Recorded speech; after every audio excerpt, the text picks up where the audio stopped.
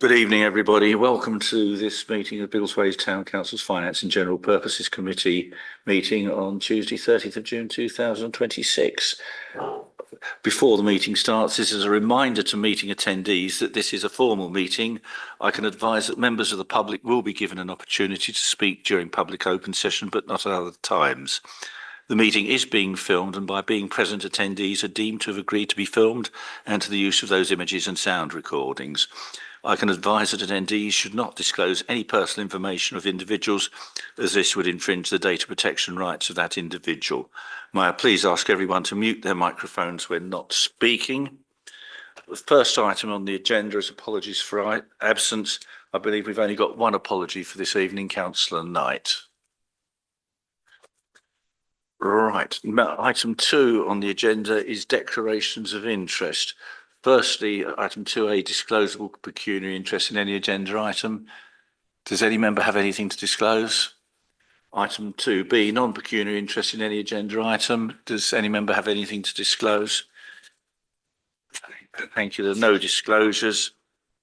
Item 3, chairman's announcements. It's very hot, so I'll try and keep the meeting as short as possible. For public open session, there are no physical members of the public here. Are there any online who wish to speak? So item number 5, there's no invited speaker, which moves us to number 6 on the agenda, members' questions. Have any members got questions, please? If there's no questions, we shall move on. Item 7 is the minutes of the Finance and General Purposes Committee meeting held on Tuesday, the 17th of March 2026 at these offices. You have them before you. I will take them page by page for accuracy. Item 8 deals with matters arising. Page 7, page 8, page 9, page 10. If everyone's happy, would you wish that I sign these as a true and correct record of that meeting? Thank you. And then matters arising, again, I'll take it page by page. Page 7, page 8, page 9, page 10. No matters arising, so we can now move on to item 9A, risk management policy review. You've got a paper before you. Mr. Bohr is here to present it today. Mr. Bohr. Thank you, Mr. Chairman. I think I'll just summarize it.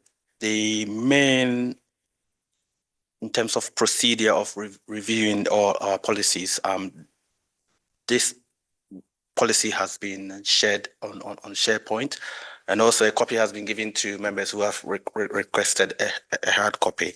Officers have reviewed this policy and considered that there is no change required at the moment because it is in line with the current good practice.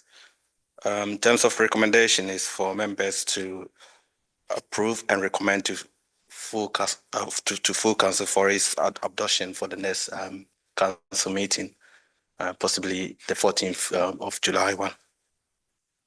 That's all. Thank you, Mr. Bohr. Any questions or observations, please? There's a recommendation before you. Could perhaps someone move it? I'll move the recommendation as laid out, please. That's seconded by Councillor Woodhead. All those in favour, please signify. That's carried. Thank you.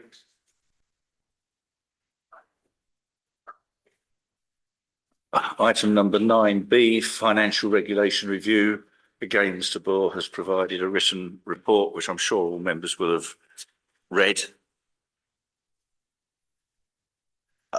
Thank you, Mr. Chairman. I'll take it as read, but I'll make some few comments anyway. In terms of the main changes for the financial regulation, the main one is at 5.21, which is to change the deputy RFO to change the finance team to to change the deputy RFO to finance team rather. And also there is a change at 9.5 anyway to increase the balance for the credit card from 5,000 to 7,000. This will make it possible in case the TC is on annual leave, so that there will be the same leverage around for us to use for emergency purchases. And also the last paragraph where it talks about the competency and the objectivity and the independence of the internal auditor. This is included because of minor scope of improvement from the external auditor anyway. I can confirm that officers have reviewed the competency, objectivity, and independence of the internal auditor, i.e. The internal auditor does not really provide any other work for the council. And also, I have checked on the website of the internal auditor. It's made up of a team.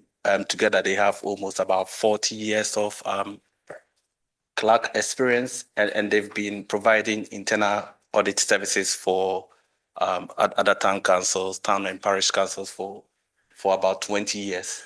So also there was a minor typo and that's 7.14, which will be amended before the policy comes to full council on the 14th of July. In terms of recommendation, the main recommendation is for members to approve and recommend the document for its adoption at the next town council, and also for members to note that the committee have reviewed the personal independence and professional objectivity of the internal auditor. I think I'll pause there for now. Thank you, Mr. Bourne. Just to clarify, in 7.14, it's a remove of a square bracket that somehow remained in. That correct? That's the change in that particular. That was the typo that existed. Otherwise, they've all been corrected, and all the brackets that were there before have now been removed. Asia, as you've clerk taking note of the meeting, could you please make a note of Mr. Bourne's comments with regard to how the officers have actually reviewed the independence and competence of the auditor, because it says that we as a committee have reviewed it in the recommendation, and therefore it's important that we actually have it recorded in the minutes that it's been there, because it's not included specifically within the report, the explanation. Councillor Agnew. Mr. Bull, may I just have a clarification? The first version of the document with the corrections in blue, that's the latest and greatest, or is the one that is attached afterwards the latest and greatest? Yes, please, yeah. Because in the clean one, on the page 45, 9.5, the credit card limit still remains as 5,000. I just wonder that's because it's an over. For the sake of clarification, Councillor Agnew, I think actually the print that you've got is the existing one, not so the existing one. Well, because that's the one where you'll see a lot of brackets that have been left in. And once they're corrected, they're going to be clean. Yes. Okay, sorry. No, I think it's a good point. You have to do a double take to make sure that that's right. Thank you. Yeah. Okay, thank you.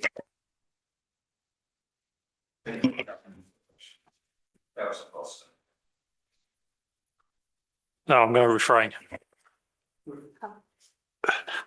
Right. Well, Councillor Russell. Just want to say, can I move the recommendations, please? So, and is that seconded in several places? All those in favour, please signify. That's carried. Thank you. Thank you, Mr. Bohr, for that.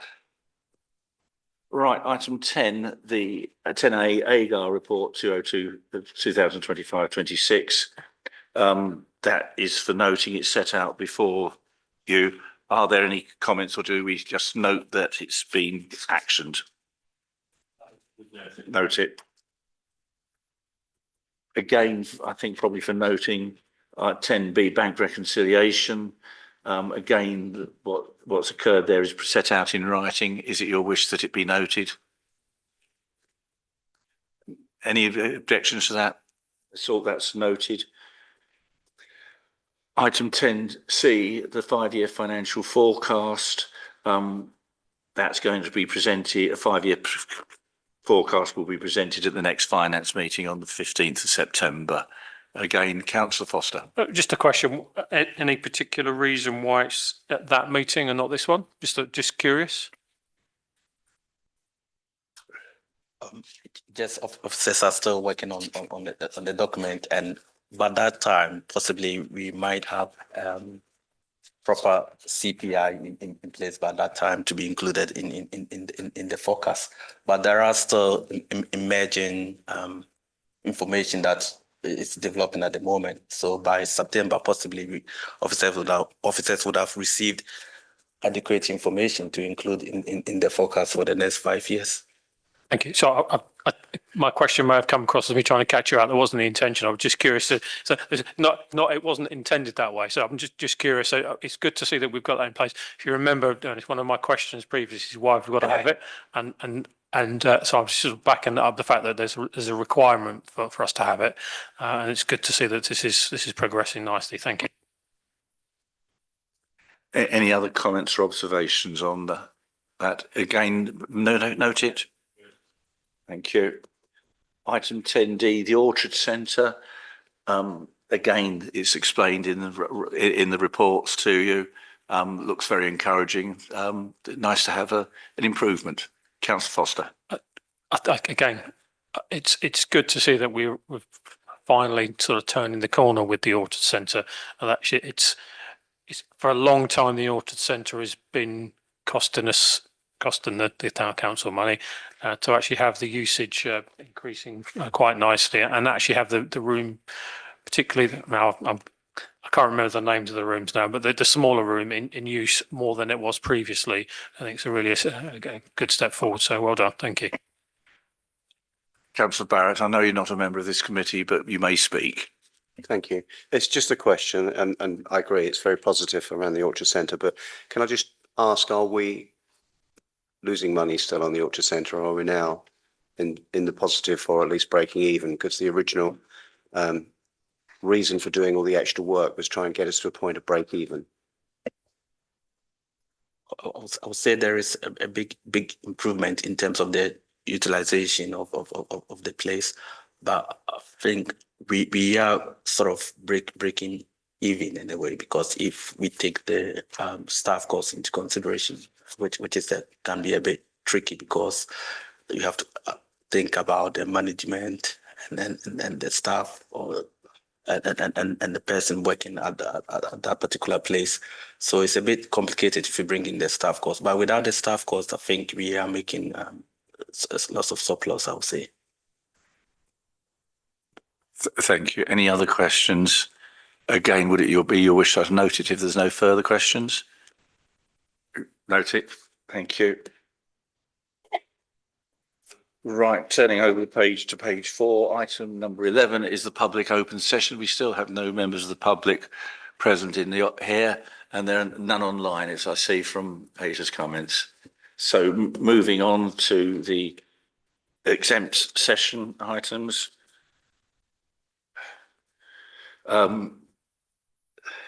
Have I got the wording for that here, or?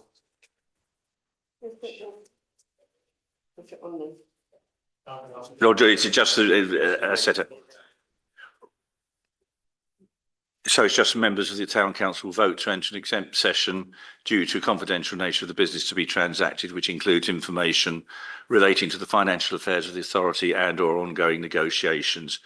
If members resolve to proceed into the exempt session, members of the public and press will be excluded from the meeting under section 1(2) of the Public Bodies Admission to Meetings Act 1960, and the live streaming of the meeting will be terminated. Would someone propose that? Seconded.